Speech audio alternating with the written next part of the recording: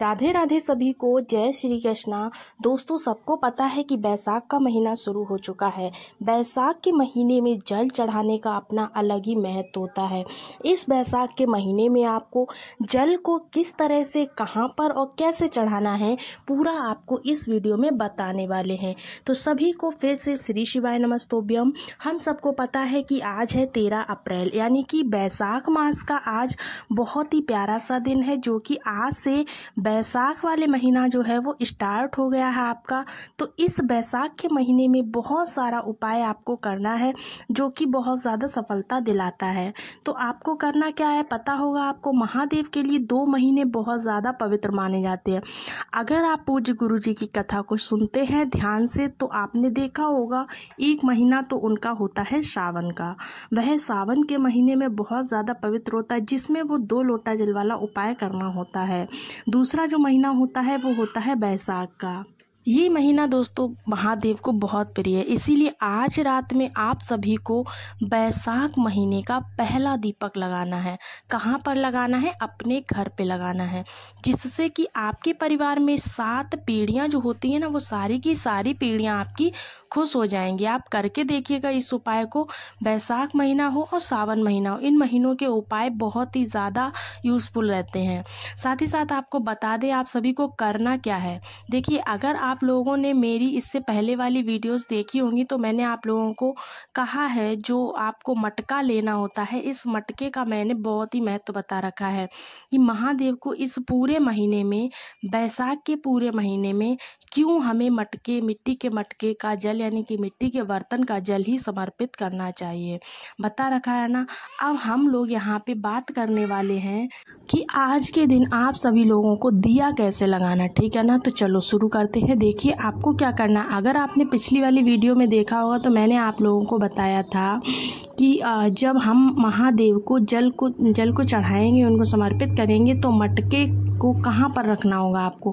अपने घर के किचन में। कहाँ पर? अपने घर के रसोई घर में, जहाँ पे हम खाना बनाते हैं, ठीक है ना। चीज़ें आपको क्लियर हो रही हैं। जब आपको क्या करना है, आपको एक दीपक लेना है। इस बैसाख के महीने का जो पहला दिन है, पहला दिया जो आपको लगाना है, वो इसी मटके के बगल में आपको लगाना होगा। क्योंकि आज आप इस मटके के बगल में लगाओगे तो नेक्स्ट डे पर पड़ रहा है आपका सोमवार का दिन, और इसी मटके का जल महादेव को समर्पित करना है। पता है ना आपको क्या करना है? आपको ऐसे में दिया लेना है आपको। और दिया कैसा लोगे, पुराना या नया? तो ये मैंने बहुत बार बताया है, पुराना भी ले सकते हो, नया भी ले सकते हो। आप सभी लोगों को तिल का तेल इस दिए में डालना होगा।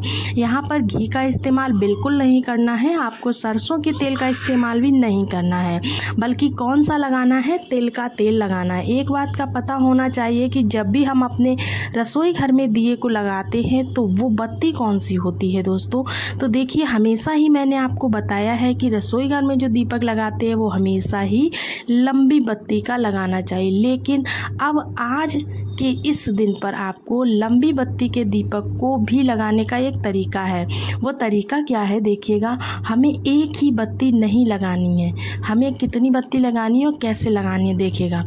आपको क्या करना है, एक लंबी बत्ती बनानी है, साथ ही साथ दूसरी लंबी बत्ती बनानी है, यानी कि 2 लंबी लंबी बत्तियां बनानी है।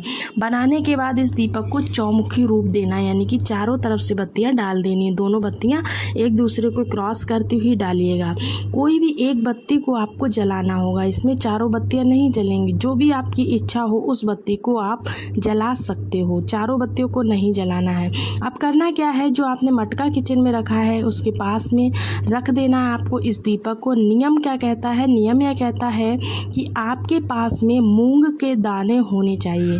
मूंग जो आता है ना, हरा वाला खड़ा वाला मूंग, वो आपके पास होना चाहिए।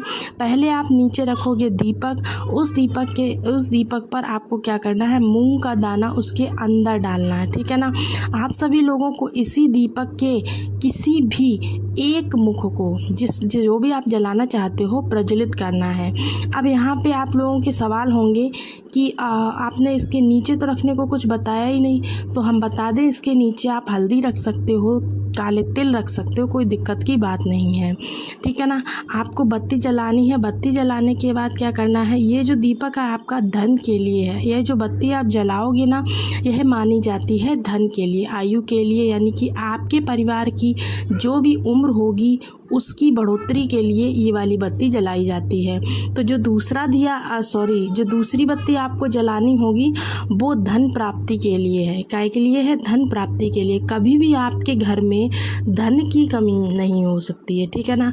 तो आपको करना क्या है, आज रात में सभी लोगों को अपने घर पर कहीं भी बाहर नहीं जाना है, बल्कि घर पर इस उपाय को करना है। एक ही आपको बत्ती जलानी है, आपको चारों बत्तियां जलाने की ज़रूरत नहीं है। तो आपको पहला उपाय समझ में आ गया होगा। बढ़ते हैं आज के दूसरे उपाय की तरफ। जो दूसरा उपाय होगा वो हमें आज किसके लिए करना है, तो देखिए आपकी कोई मनोकामना हो, इच्छा हो, बहुत दिनों से पूरी नहीं हो रही है, तो ये बैसाख का महीना है, मैंने बताया पवित्र है महादेव के लिए। लेकिन बैसाख के महीने में भोले शंकर की 5 बेटियों का नाम, अरे जल्दी से बताइए। 5 बेटियां जो होती है ना, जया, विषहरा, शामलीवारी, देवतली और आपकी देव, यही 5 नाम हैं। तो आप सभी लोगों को आज इच्छा पूर्ति का उपाय करना है भोले शंकर की बेटियों के नाम से, ठीक है ना। करना है, चीज़ें क्लियर हो रही हैं तो समझिएगा। सबसे पहले आपको क्या करना है, हमें ज़रूरत पड़ने वाली है मात्र एक बेलपत्र की। बेलपत्र बहुत ही ज़्यादा भगवान भोलेनाथ को प्रिय होता है, तो आपको बेलपत्र लेना है, पर ध्यान रखना है कहीं से भी कटा पेटा या ख़राब नहीं हो। लाल चंदन लेना है, लाल चंदन लेना है और घी लेना है, शहद लेना है आपको, ठीक है ना। क्या करना है, अब आपको इस बेलपत्र के ऊपर क्या करना है, आपको जो आपने चंदन लिया है उससे एक बिंदी लगानी है बीच वाली पत्ती पर। साथ ही साथ जो आपने शहद लिया उस शहद को इसके ऊपर लगाना है। साथ ही साथ आपने जो घी लिया है, घी की भी बिंदी इसके ऊपर लगानी। कहने का मतलब है जितनी भी चीज़ें आपने ली हैं सभी की बिंदी बीच वाले पत्ते पर आपको लगा देनी है। उसके बाद इस बेलपत्र को उठाएंगे और लेके चले जाएंगे कहाँ पे, महादेव के शिवलिंग के पास, या तो घर में या फिर मंदिर में, कहीं भी आप इस उपाय को कर सकते हैं। महादेव का पूरा परिवार शिवलिंग के ऊपर विराजमान रहता है और उनकी जो सबसे प्रिय पुत्री है, सबसे छोटी पुत्री है, जिनका नाम क्या है, माता अशोक सुंदरी। माता अशोक सुंदरी, तो उस स्थान पर एक बेलपत्र को आपको माता अशोक सुंदरी वाले स्थान पर आपको रख देना है, मतलब समर्पित करना है। आप रखोगे तो भोले शंकर की वही 5 पुत्रियां, जो 5 बेटियां हैं, उनका नाम आपको सभी का यहाँ पर ले लेना है। क्या करना है, सभी का नाम आपको ले लेना है, 5 बेटियों को।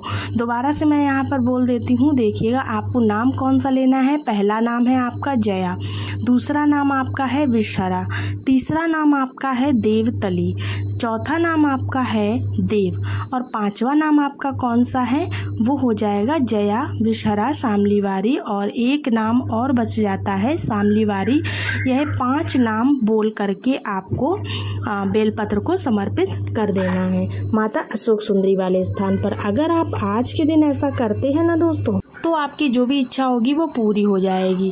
यकीन करके देखिए और उपाय को करके देखिएगा। आज से 1 महीना है, पूरा 1 महीने में आप किसी भी दिन इस उपाय को कर सकते हैं।